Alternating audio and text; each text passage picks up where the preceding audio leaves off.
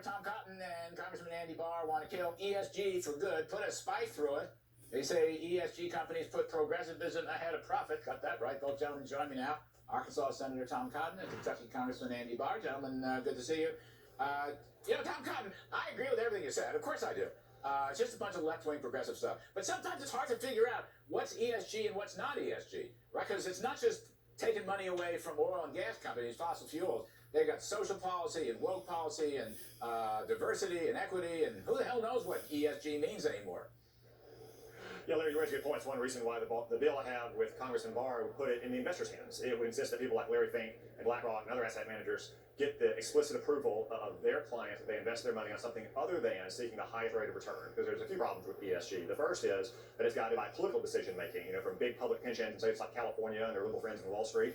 And it's also a potential antitrust violation when these firms collude together. It also means that investors sometimes lose out. Last year, energy outperformed the S&P index. I think it was the only sector to do that, yet a lot of investors missed out on it because ESG investment managers weren't invested in it. So the simple solution that Congressman Barr and I propose is leave the choice in the hands of the investor. Just as an aside, Andy, I'm coming to you in a second, but Mr. Tom Cotton, that little phrase, their liberal friends on Wall Street, I worked on Wall Street for about 15 years. It was a long time ago. But I was a conservative on Wall Street. Just saying. There are a few conservatives left on Wall Street. They're not all left. I don't know. Maybe it's all changed now. I was there. Anyway, Andy Barr, you got a bill in the House to accomplish what Senator Cotton wants to accomplish? Yeah, we call it the ESG Act, but instead of environmental, social, and governance, we call it the Ensuring Sound Guidance Act. It would require investment advisors and ERISA plan sponsors to prioritize the financial performance of Americans' 401ks and their savings, as opposed to these non-financial factors like politics.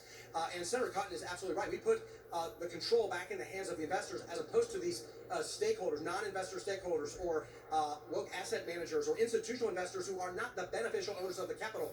And Larry, I have to address this laughable argument by many of our Democratic colleagues who oppose our legislation, who say that we're against the free market, that ESG investing is capitalism.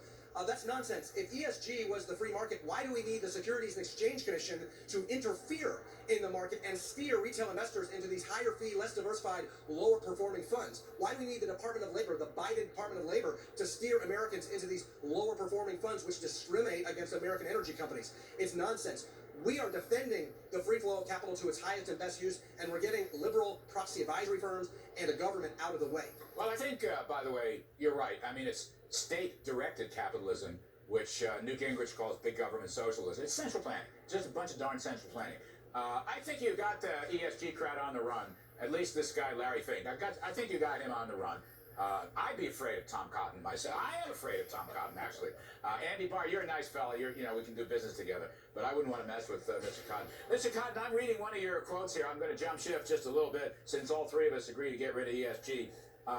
Democrats and mainstream media are acting as, quote, a phalanx of bodyguards for the Biden family crimes.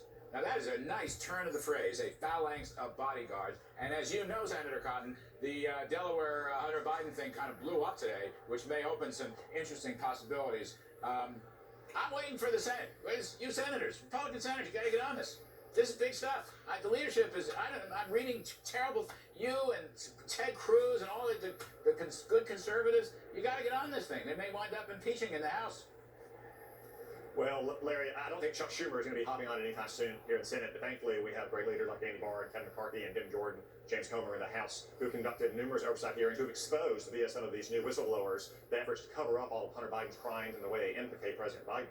Now, if we had a liberal media that did not act like a phalanx of bodyguards around Joe Biden and the Biden family, we might have known before today that the plea agreement between the Biden Department of Justice and Hunter Biden last month purported to give him total immunity for all past crimes and misdeeds. And that's what blew up the plea deal today. It wasn't the judge rejecting it, is that the U.S. attorney sheepishly admitted that they couldn't guarantee it. And Hunter Biden's lawyers, who obviously knew that that's what they were pursuing, refused to go forward with the plea deal unless they gave him blanket immunity for all crimes. So let's be clear. There's no confusion here between these two sides. When the Biden Department of Justice and Hunter Biden's criminal defense attorneys sit down, those aren't adversaries negotiating.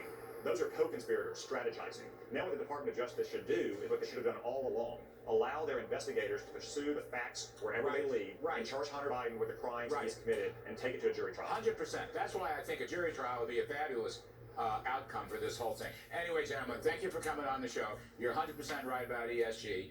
Keep doing it, and you'll get these Wall Street guys. They're starting to fold a little bit. They're moving back now. They see. I don't want to. As I say, Andy Barr, you're a nice fellow, but I wouldn't want to mess with Tom Cotton. No way. Thanks, sir. All right, next time more. Anyway, folks, coming up on the show, our last.